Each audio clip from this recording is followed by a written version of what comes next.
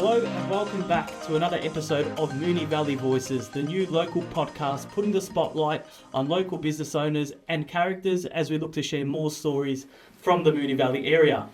Today I'm joined by a guest that I had to and ah a bit about whether I should let him on because he is my dad, but he does tick a lot of the boxes. He's a Moonee Valley local and business owner, and at one point he even was the senior coach of one of the local soccer teams. So welcome to the show, Martin. Hi, Matthew. Good to have you on. A little bit about Martin, for those who don't know him. Martin's a licensed conveyancer and director at Tickbox Conveyancing. With over 30 years of experience, Martin has founded several successful conveyancing firms, including his current one, Tickbox, which was founded right here in the heart of Moonee Valley. So, talking about the valley, Martin, I guess why was... what brought us to the Moonee Valley all those years ago? Well, living in the area had a huge influence on where I was going to set up the practice. I didn't want it to be too far away from home. Had previous practice in Flemington, which proved a really successful venture, and was very happy dealing with all the clientele that I generally deal with in the Moonee Valley area and the surrounds. So it just seemed quite a natural progression for me when I started Tickbox Conveyancing. Yeah. And I guess, when the decision was made to sort of move to the area, what were some of the things that brought the family here? Yeah, just an opportunity to be in an environment that I thought, lent itself to, some pleasant living in scenario, if you like. Lots of good shops, great restaurants, lots of parks, local swimming pools, even all the local clubs. I've been a soccer coach, as you know, in the past, and, having coached in different areas, enjoying the people that I mixed with predominantly when I coached in Moonee Valley itself at Essendon Royals. Yeah, no, awesome. And how have you found Moonee Valley as a place to conduct business, to live? What's sort of been the highlights of living and working in the area? I think one of the things that struck me when I started working and having a business in Moonee Valley, albeit many moons ago when I had my previous practice and now this current practice, was that the nature of the professionals that I deal with in Moonee Valley are exemplary in their conduct. Generally speaking, the people. Which is a major part of what I do, were excellent to deal with. Moonee Ponds in particular is quite iconic. You can mention Moonee Ponds anywhere, anytime, and people can resonate with Moonee Ponds and Essendon. So it just felt, for me, it was a good progression for, my own lifestyle and to bring up a family and enjoy doing business in a community that called for excellent service, appreciates the service and values it accordingly. That's what strikes me the most. Yeah, you've got a lot of great connections as a conveyancer with local property professionals, whether they're real estate agents or people in finance. Who are some of the local Moonee Valley businesses you really enjoy working with?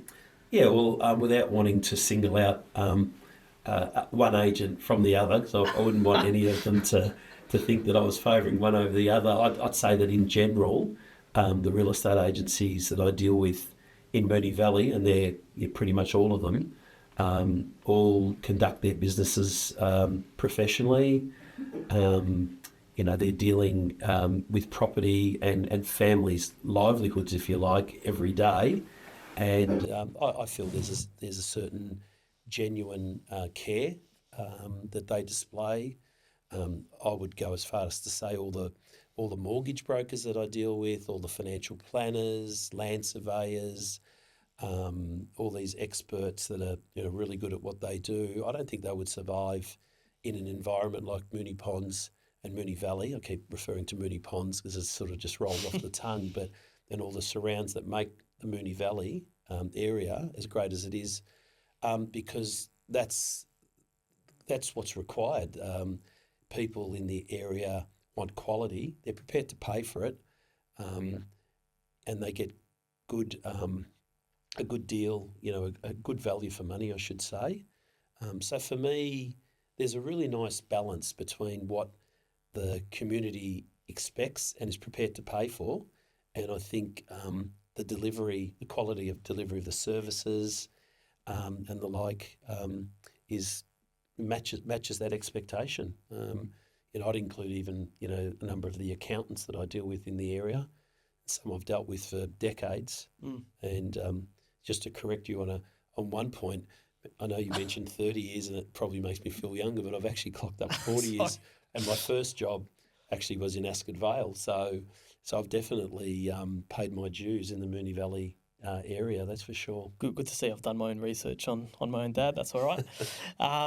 And outside of business, and we touched on the fact that you've been involved in local sport in the area, and I know outside of Moonee Valley as well, you've been involved in local sport for a long time. Touch on a bit your experience as a senior coach with the Essendon Royals, and I guess how you sort of view these local clubs in terms of the role that they play in the community. Yeah, well, as you know, I've been involved in sport pretty much all my life. I started playing soccer as a 9-year-old. And then took up playing squash, and I've played at all the courts in the Moonee Valley region, as a junior, and in fact represented the area as a squash player as a junior. So much so that when the Commonwealth Games were on in Brisbane in 1982, I played in the opening of the QE2, and I proudly did that, if you like, as a representative of the area.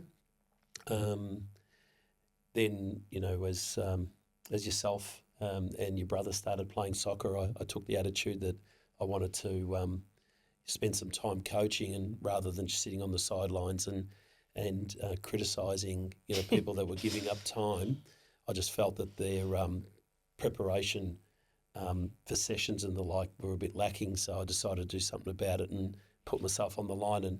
And the more that I put in, the more I got out. And the clubs that I've dealt with in all my time have all had fantastic aspects, and in being, great providers of a safe place for, juniors and parents alike to form bonds with the local community. And for me, there's no doubt that sport's a great connector. And you have lifetime friendships out of it.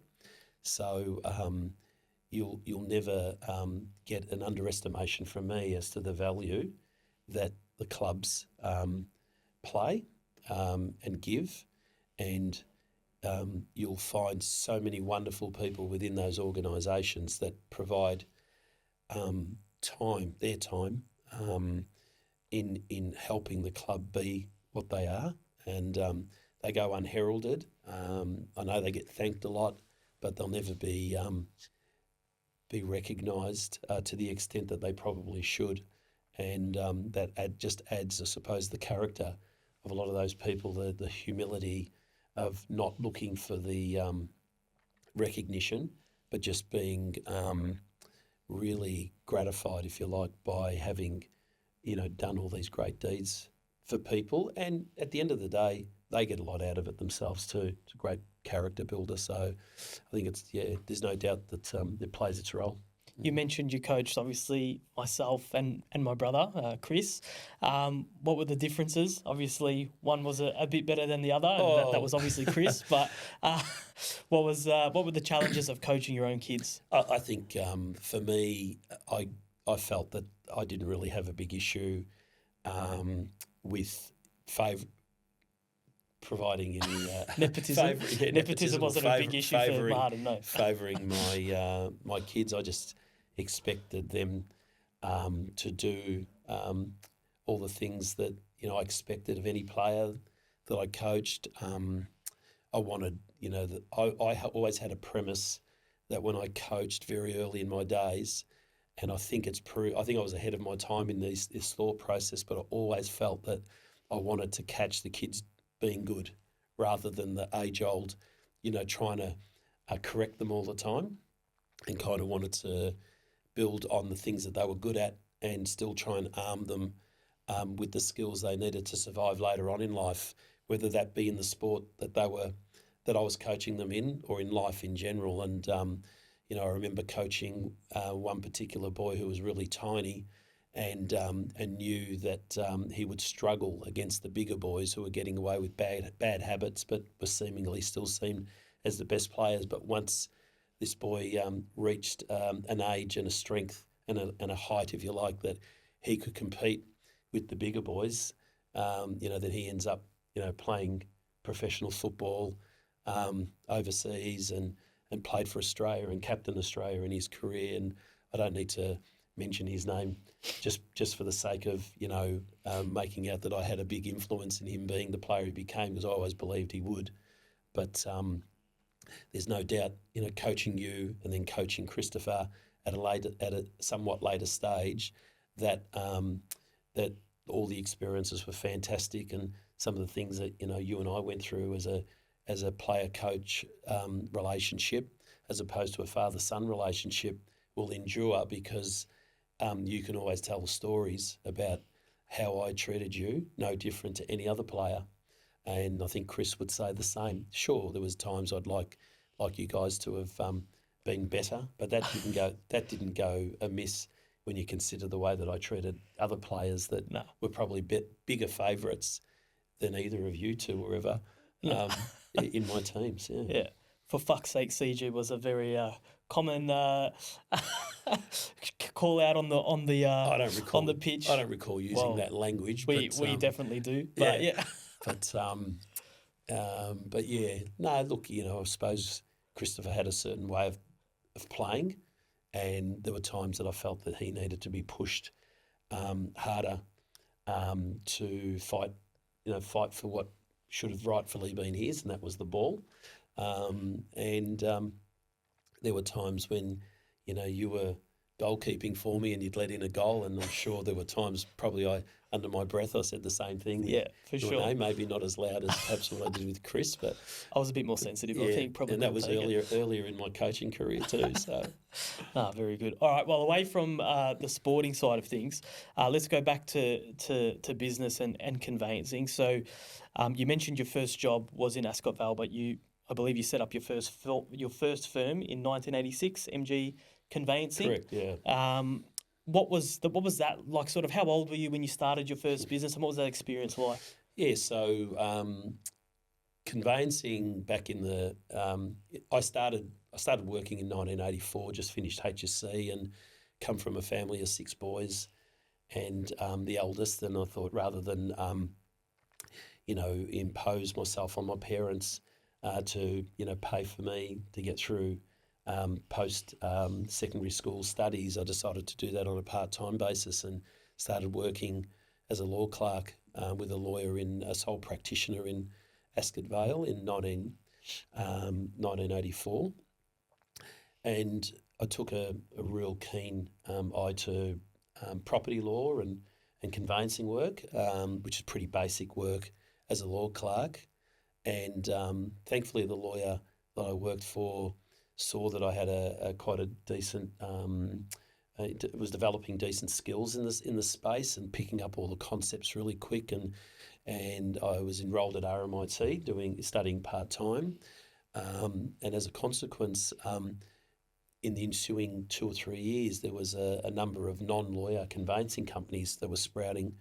And the lawyer encouraged me to consider starting up a conveyancing business, which was nice of him. Even though he supported me and he wanted a piece of the pie, he was well invested in what I was doing. And so in 1986, we actually started our first conveyancing practice called MG Conveyancing Services, just using my initials. And it was a great success. I opened up a little office in Sunshine.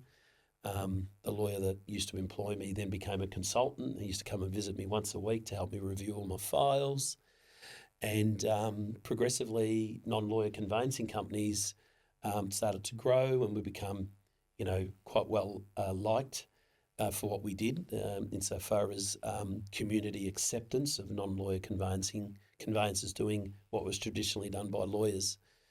And so the office in Sunshine was quite handy for me.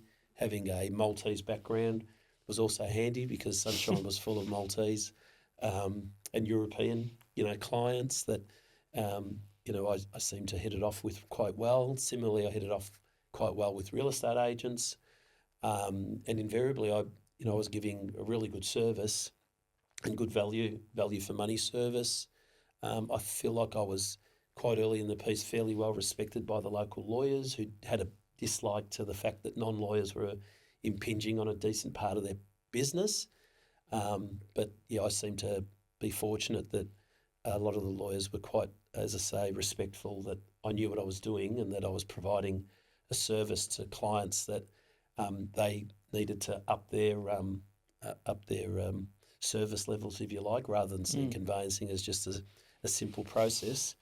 And progressed from that. And quite honestly, I love what I do even today as much as I did when I first started. Yeah. Beautiful. So we've touched on, sort of been 40 years now in the field. What's sort of been the biggest change that you've sort of seen? Well, I think, if I go through them over the time that I've been doing conveyancing, I think it would, start with, the laws changing over time, introduction of GST probably was one of the bigger ones. Mm-hmm. And I was fortunate at the time that I was embarking on working for a city law firm after I'd sold my first practice, and was afforded a lot of time to understand and learn what GST meant in the property space. So I've got the good fortune of having understood and worked in property and GST since its inception. So I understand, the basic premise of how GST works and how it applies in a property transaction. And then fast forwarding to the electronification, if you like, of conveyancing, with settlements now being done on PEXA, which is an electronic format for settlements to occur. So we no longer have to race into town with bank checks and the like. For me personally too, one of the biggest jobs I did, I think, fortunate or unfortunately, was appointed as a statutory manager by Consumer Affairs to clean up, if you like, the practice in Footscray that was unfortunately pinching clients' monies, and had that role. I was the first ever conveyancer appointed statutory manager to do such role, and it was an eye-opening experience, helping Consumer Affairs with tracking how this all came to be, where the monies were shifted from and to, and then assisting clients that had been breached by their conveyancer at the time, to help them recover funds that they'd lost through the Victoria Property Fund. So that was, but as far as changes are concerned, I'd say the two biggest ones were GST and the electronification of conveyancing insofar as settlements are concerned. Yeah. Yeah, so I was going to ask about the statutory manager sort of gig. I guess for those who don't understand, conveyancers, they hold clients' money in trust, and in this instance, what the conveyancer was taking was clients' money for herself. And yeah. So how do you go about even cleaning up a mess? And I guess what sort of honour was it for you to be the one that was sort of brought in to fix that? Yeah. I was definitely an honour, and it was hard work actually doing it. And it was an appointment that I didn't take for granted. And it was, in a sense, I felt like I was representing the whole conveyancing fraternity, if you like, to ensure that this was cleaned up efficiently and that clients who were genuinely suffered loss as a consequence of the actions of the conveyancer were going to be properly recompensed, if you like. So it was a big job, and I had a lot of wonderful help from Consumer Affairs, and also had the backing of my firm at the time. The conveyancing business that I had was large enough to be able to cope with me turning my attention largely to this role, and keeping my business at the time running successfully. The process involved having an understanding of what the conveyancer had been doing. You're correct, as conveyancers, we handle clients' monies all the time, and we're charged, if you like, with the responsibility of holding, if we choose, a properly audited trust account. Mm-hmm. And there are regulations that we have to comply with, including having it audited. In this process, I had to basically get a lay of the land in regards to what funds had been misappropriated, mm-hmm. and assist with running that practice, if you like, whilst it was under investigation, whilst all the evidence was being collated, and then assist with shutting down the business once it was, once it was found that there'd been wrongdoings, and allow Consumer Affairs to prosecute thereafter. Yep. And outside of that role, can you talk a bit about your involvement with the Australian Institute of Conveyancing and your role in the development of the conveyancing diploma at RMIT? Yep, sure.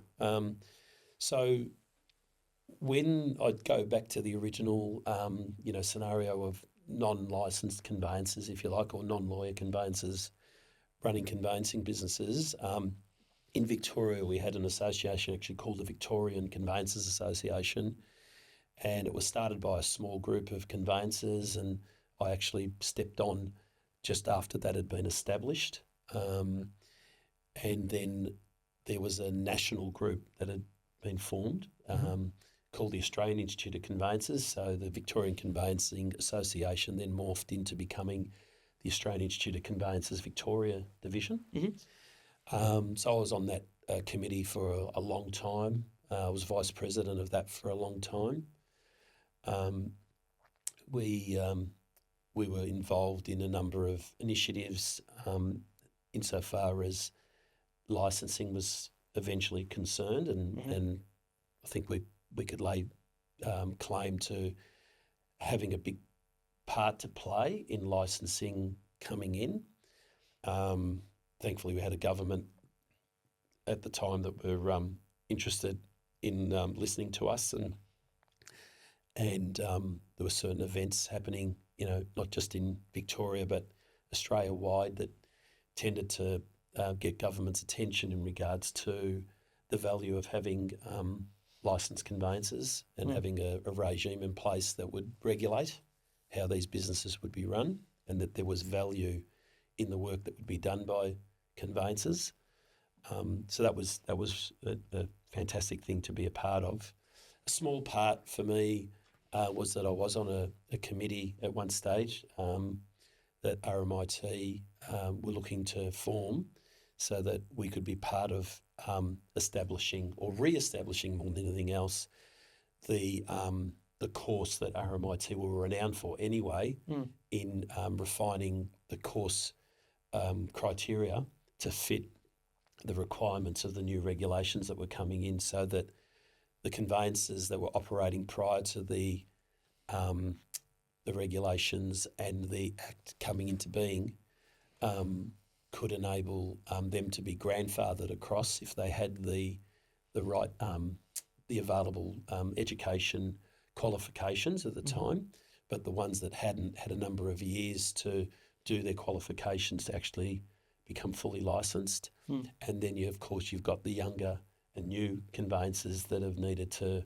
do a course, and the RMIT course is the one that I find I endorse the most from what I've seen and what I've experienced.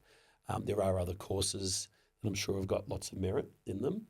But that was the one that I had more involvement in, having been an RMIT student myself, because of its face-to-face nature. Yep. And so I had some input there, with a number of other very well-credentialed conveyancers, I must add. Yeah, of course. And so you've seen this profession come a long way in the last 40 years. What do you think the challenges are, or how do you see it evolving further in the future? Look, I think not just in Victoria but Australia-wide, the role of the conveyancers now is a lot more well recognised amongst the community. The property market is a massive part of the economy. Our role in that is vitally important. I think the electronification of conveyancing means that we can still do business should we have a catastrophe such as COVID, for example. The timing of PEXA and the electronification settlement process couldn't have been any better, because it would have caused absolute mayhem during COVID. So I think the biggest challenges for us going forward is, accepting that we've got a role to play in regards to tax collection, for example. We've got a big role to play in hopefully avoiding the effects of cybercrime and being vigilant in the way that we act and deal with our clients' monies. And I think just continuing to be well educated, professional, and where possible, show some respect amongst your co-professionals, and even the professionals outside of the actual conveyancing space. How can we better communicate? How can we better work in with and corroborate, if you like, with the other professionals that are advising our clients? Because I feel that amongst other things, enables businesses like mine to actually scale better and have more relevance, not just for their clients, but also their clients' professionals that are providing services, for the same purpose we are. All right, so obviously, you've run a number of successful businesses now, so I thought we should pick your brain on that side of things. And obviously, as I've been in business now for 5 years as well, and obviously your success in business has sort of inspired me to try and make something similar happen for myself. So I guess, what are the main 2 or 3 basics you think every business owner has to establish early to make a success of their business in the long run? That's a good question, because it's been so long since I started trying to. I think about this a lot, and it's a way of ensuring that I don't lose touch with what I need to do also, even at this later stage of my career. I think you need to accept that being in business is hard work. And whilst in business, your investment, both of time and money, you've got to keep investing, is really important. You can't lose sight of that. I think you need to resolve that the business that you're starting and or evolving in, you're accepting that it's part of who you are and what you do. You can't escape that, and you need to be conscious that that quiet time that you get, or the time that you get to do things for yourself and your family, who really give up a lot in that space. Excuse me. That you appreciate that space. And I suppose for me, I was very fortunate that I was always very sporty, and because I always had this feeling that the disciplines that I needed to have in my sporting career, no matter how high I got or didn't get or whatever, I always did the best I could and never left anything behind. Particularly with my squash career, I had engagement with lots of people that were in business themselves, and or just the fact that you're involved in such a a highly intensive sport and you're an individual but playing within a team environment, that have brought all the aspects for me of the things I needed to have in business. I needed to be a team player. I needed to put myself in a position, and I still do, where I'm not asking anybody in my business to do anything I'm not prepared to do.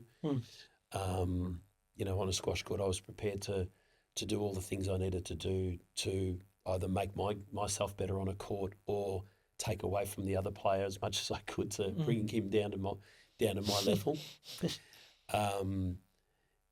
In business, I think you need to have that competitive edge. You need to concentrate on what you do and not necessarily be influenced by what everyone else is doing. So you should still have a view as to what's going on, but you need to be forthright that you've got certain goals in mind, you've got certain vision in mind, and that you don't waver. But at the same time, you need to be realistic and be prepared to reevaluate and keep asking yourself the question, are you doing the best you can to give your clients the best outcome? My view on most things is that, particularly in business, don't worry about the money. Just do all the things that you need to do it the best you can, and the cash flow will flow in anyway. So just make sure that your process is right and you're committed to it. Yeah. And in terms of growing the business, obviously networking's been a big part of what you've done. You get a lot of referrals. These days there's probably more of a focus on what we're doing on a digital marketing point of view as well. But how important is the networking aspect, and not just formal networking like, we've both done BNI, that sort of thing, but even the informal networking that you do within your sports environments and all that sort of stuff. Yeah. How important has that been to, I guess, growing the business, but also establishing a reputation so that, once you try and scale, other people are able to get great recommendations about who you are and what you do? Yeah, it's a good point. Look, in my perspective, you need to be genuine. You're building relationships. You need to, in my case, I always feel like I've always had a really good understanding of the importance of recognising those professionals that have the ability, if you like, to refer clients, in our case, because where we sit in the conveyancing space, when you look at the steps that are taken when a person decides to buy something or sell a property, I should say, being that something, we're not necessarily at the forefront of their mind. When a person's looking to purchase a property, they'll either go and see their mortgage broker to see how much they can afford, or they'll go and see their accountant as to whether it's something they need to do for their business or investment portfolio, or they'll go and see the subject matter. They'll just go out and see properties, so they're engaging with real estate agents. So those professionals that I just referred to, for example, for a purchaser client, are engaging with those professionals, and those professionals are in a position to then, for the want of a better word, influence that person into who they might use or seek to use as their conveyancer. Obviously, when a person goes to sell, they're pretty much going to see a real estate agent first. So again, the agent has a lot of say in who that client ought consider to be their conveyancer.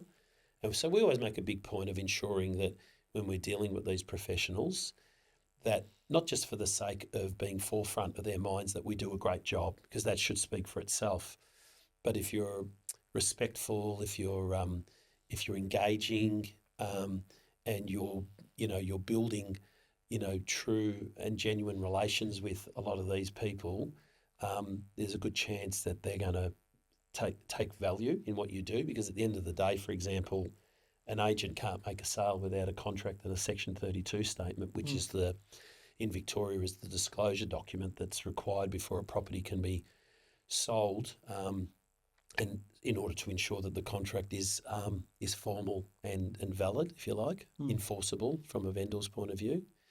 So these are just little snippets of the things I think of and pretty much have thought of since day one. I can recall even as a 18, 19-year-old working for the lawyer in Ascot Vale, that the lawyer would say to me after lunch, he'd say to me, "Where have you been?" And I'd say, "Well, I just took the local loans manager out from the Commonwealth Bank for lunch." And he'd say, "Oh, why'd you do that?" And I said, "Well, if I take him out to lunch, there's a good chance he's going to refer some business, your business at the time."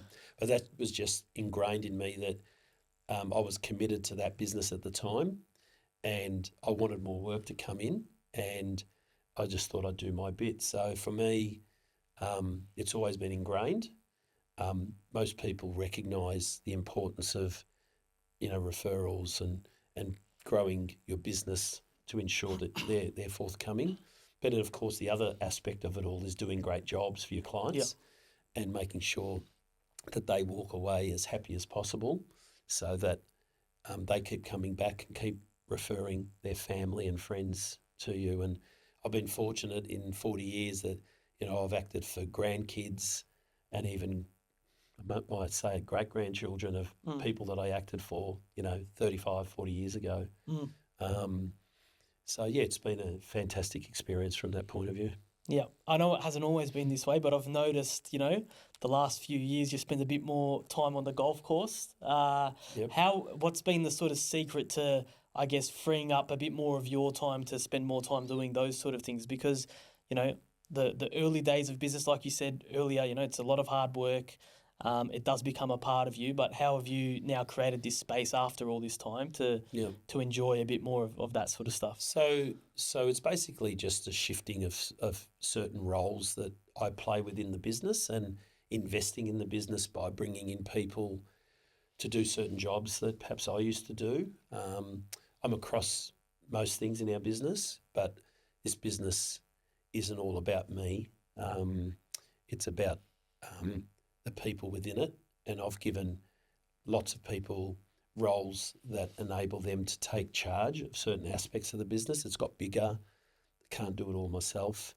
And also shifting my time, if you like, on networking activities that might be a little bit more structured, and now using things like, a round of golf to meet people or to solidify relationships that I've built over the years, and or recent relationships that I've made, or friendships that I've made in an environment that lends itself to a really good opportunity to understand and understand what makes people tick, if you like. I think over the years I've become a better listener also, and the golf course actually lends itself to that, because you're spending 4 hours together. So much easier to let everyone else talk about what it is they want to talk about, take that all in, and then you might bombard them in the end about everything that you do. But it's just one of those things that I enjoy. I enjoy the competition at the same time. Fresh air is great, and the staff in some ways quite enjoy the fact that when I'm not around, they seem to get more done because I'm not interrupting them as much. So. But it seems like it all works pretty well, and I'm still spending a really good amount of time in the business. But as most successful business owners will tell you, most of the success comes from working on the business. Yep. So that's been good, and taking counsel, if you like, from consultants that know better than me when it comes to running businesses. That. Sometimes you just need to have some blind faith in listening to other people's advice. So that doesn't, I'm no different to anybody else in that regard, I suspect. No, perfect. All right, so now we've got the Valley Faves, 10 quick-fire questions, your favourite parts about Moonee Valley. All right, so your favourite local restaurant? Well, that has to be KG 4435. Got a bit of a story there to tell, that when the guys there were opening their business, happened to be living across the road. We just moved in and managed to be afforded the opportunity to taste test a lot of their creations that they were looking to put on their menu. And then when the menu and when the restaurant was opened and the menu was presented, I was very humbled but proud to have my name on one of their dishes. So yeah. But the food there's fantastic. It's convenient. Very popular place to visit for dinner, lunch, whatever. And I've thoroughly enjoyed being a part of that in some way, shape or form. There you go. If you ever wondered where the Martin stir fry come from, that's Martin's beef stir fry. Martin's beef stir fry. Sorry, my bad. Favourite suburb in Moonee Valley? You've lived in a few. You've worked in a few. What's your favourite? Yeah. I must say, Strathmore has a certain grace about it. I find that the shopping strip is really, really nice. Comes alive on the Saturday. It's convenient to me because I'm living in the area now. But there's some wonderful, wonderful places in Moonee Valley. I think, Essendon, North Essendon, Niddrie, fantastic hubs in their own right. You go down to, Napier Street, Essendon, as opposed to Napier Street, Strathmore, and there's another vibe there. I think Windy Hill, footy ground being there is just an icon, as much as I'm not an Essendon supporter. But yeah, it's just, I think they're a standout. Moonee Ponds, has always been, a wonderful place to go up and down.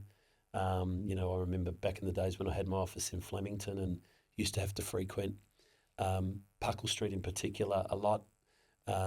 It was always an enjoyable place to be. So. Yep. All right. Favourite local sports club?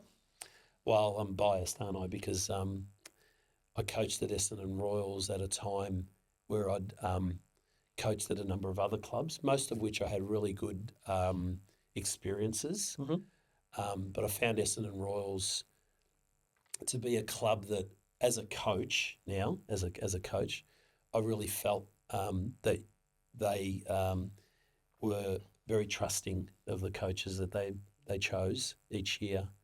And I experienced that from a point of view of even becoming the coaching director at one stage, and being able to impart that trust, if you like, and being a mentor. But when I became the senior coach there, and the gentleman that was the president at the time, a local, Maurice Muccio, he was just, the way that he gave me space to coach and would often ask me what it is he could do for me rather than being so demanding that I had to produce wins just for the sake of winning. It was fantastic and produced, for me, one of the most successful, coaching experiences that I had. So, yeah, I'd say Essendon Royals.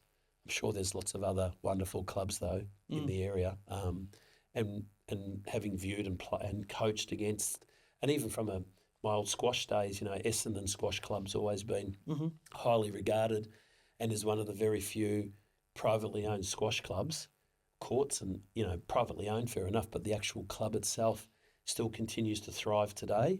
And I think that speaks volumes for the area, because a lot of other squash courts have been turned into development sites. So I think Moonee Valley should be proud. I know squash doesn't necessarily, isn't one of your go-to sports that everybody talks about, but I'm very passionate about squash, as you know, and I'm grateful that it's going to be part of the Olympic scene, not necessarily this year, but in 2028.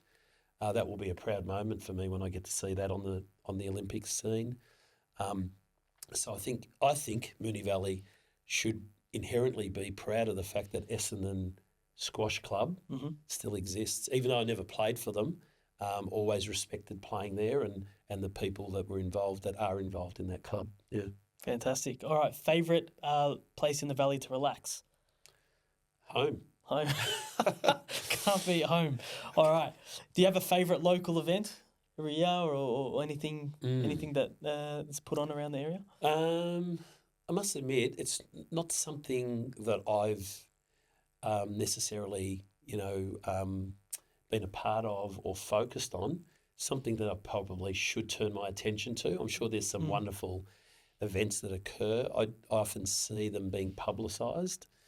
I suppose because I've been so busy on weekends and the like that, and bringing up a family and doing all the coaching that I've done and playing all the squash that I've played, and now golf.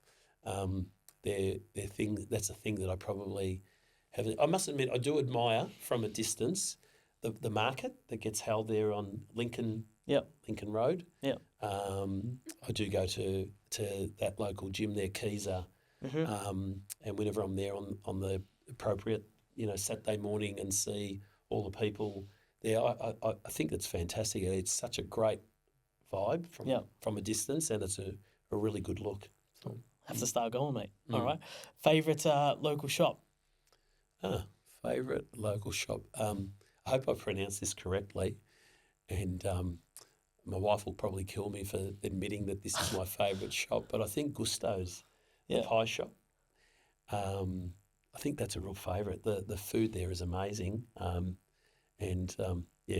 just need to stay away from it more often than not. But yeah, it's very nice. Do you have a favourite outdoor activity to do in Moonee Valley, whether that's just walking or anything you enjoy doing outside? Yeah, I definitely love walking the streets. Particularly with my wife. That's a really good time for me to, talk about things that we often don't get a chance to chat about, and we get to admire.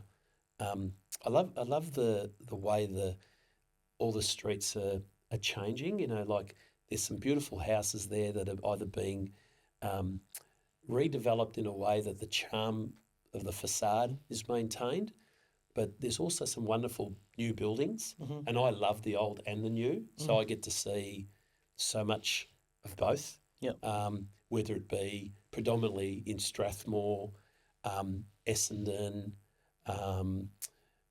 Moonee Ponds, and being in the conveyancing space, we don't really appreciate sometimes the wonderful properties that we're transacting on. We get to see the contracts, we get to see the title, but we certainly don't have time to race out and have a look at the properties. Occasionally we'll look at them online and admire what beauties they all are. And that gives you a really good feeling when you get to see that. But from an outdoor perspective, I must admit I've always enjoyed the swimming pool out at Queen's Park, I should say.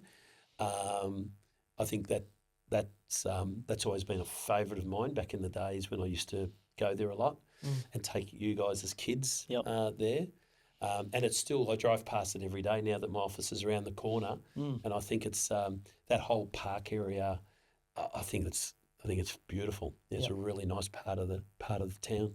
This one's going to be hard for you because you don't drink it, but I ask everyone what's their favourite local coffee spot. So wow, well, I think I can talk about coffee spots from a point of view of the space that they occupy. Okay. Certainly I've never. Most people that know me know that I'm not a tea or coffee drinker. Never had a cup of tea or coffee in my life, but I don't mind a hot chocolate as long as it's absolutely extra hot. My favourite. That's a really, really good question. Trying to think of some names. You got a few around your house. You got North by Northwest. Yeah, Cafe North by Northwest is handy. So that would be one of my favourites because it's right on our doorstep here at the office in Walker Street. So I'd say probably that would be it. Yeah, too easy. You probably sort of answered this already, but favourite local park? Yeah, well I've made references to parks. Pretty hard to go past Queen's Park, but I must admit, is it Strathmore Park? Woodland Park. Yep. That's got a certain charm about it, and I think the work that council have done there, recently, sort of COVID period, and the way that's been cleaned up, and just looking at it from a distance and then walking through it, you really appreciate that's got a nice balance about it. It feels like you're walking down into a bit of a cove, but it's not that low that you can't see it. Yeah. And then the bird life and the like there, it's quite charming. So yeah, without wanting to be, ultra Strathmore biased, and I think that probably sits on the Essendon side of Woodland Street. Yeah. I've got to say that's not, but Queen's Park is special too. So, yep, both of them I'd say. We're spoilt here for sure. And then favourite hidden gem in Moonee Valley. So maybe something that doesn't get the credit it deserves, great quality service, whether that's food, whether that's, just general service. Yeah. I think you've really put me on the spot there. That's an interesting one. hidden gem Carosellos. Yep. You know, I recall going there as an 18, 19-year-old budding law clerk, being taken there for lunch by my principal at the time, the lawyer that I worked for.